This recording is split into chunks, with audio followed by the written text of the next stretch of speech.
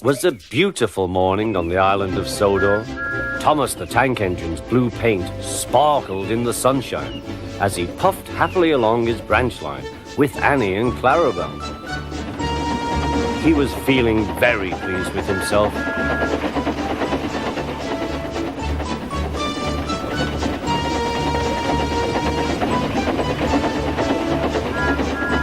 "Hello, Thomas," whistled Percy. "You look splendid." "Yes, indeed," boasted Thomas. "Blue is the only proper colour for an engine." "Oh, I don't know. I like my brown paint," said Toby. "I've always been green. I wouldn't want to be any other colour either," added Percy. Well, anyway, huffed Thomas, "blue is the only colour for a really useful engine. Everyone knows that."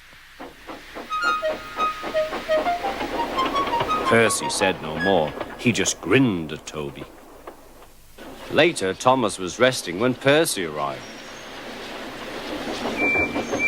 A large hopper was loading his trucks full of coal. Thomas was still being cheeky. "Careful," he warned. "Watch out with those silly trucks." Go on, muttered the trucks. "And by the way," went on Thomas, "those buffers don't look very safe to me." The last load poured down. "Help! I'm choking!" cried Thomas. "Get me out!" Percy was worried, but he couldn't help laughing.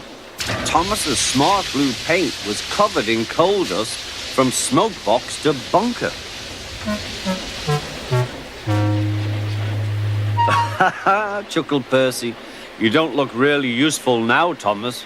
You look really disgraceful." "I'm not disgraceful," choked Thomas. "You did that on purpose. Get me out."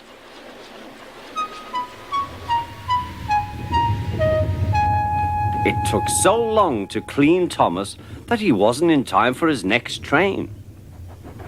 Toby had to take Annie and Clarabelle. "Poor Thomas," whispered Annie to Clarabelle.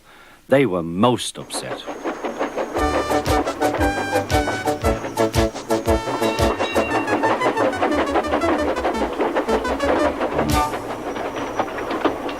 Thomas was grumpy in the shed that night.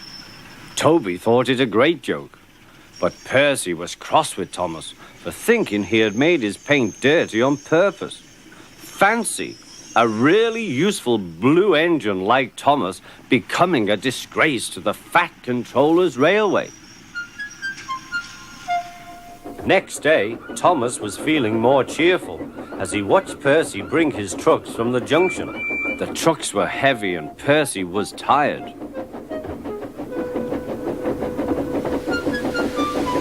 "Have a drink," said his driver, "then you'll feel better." The water column stood at the end of the siding with the unsafe buffers. Suddenly, Percy found that he couldn't stop. The buffers didn't stop him either. "Oh!" wailed Percy. "Help!" The buffers were broken and Percy was wheel-deep in coal.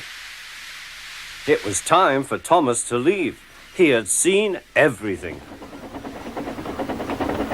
"Now Percy has learned his lesson too," he chuckled to himself.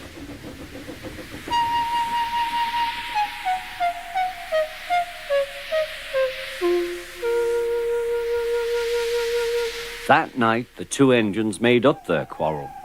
"I didn't cause your accident on purpose, Thomas," whispered Percy. "You do know that, don't you?" "Of course," replied Thomas, "and I'm sorry I was cheeky. Your green paint looks splendid again, too. In future, we'll both be more careful of coal."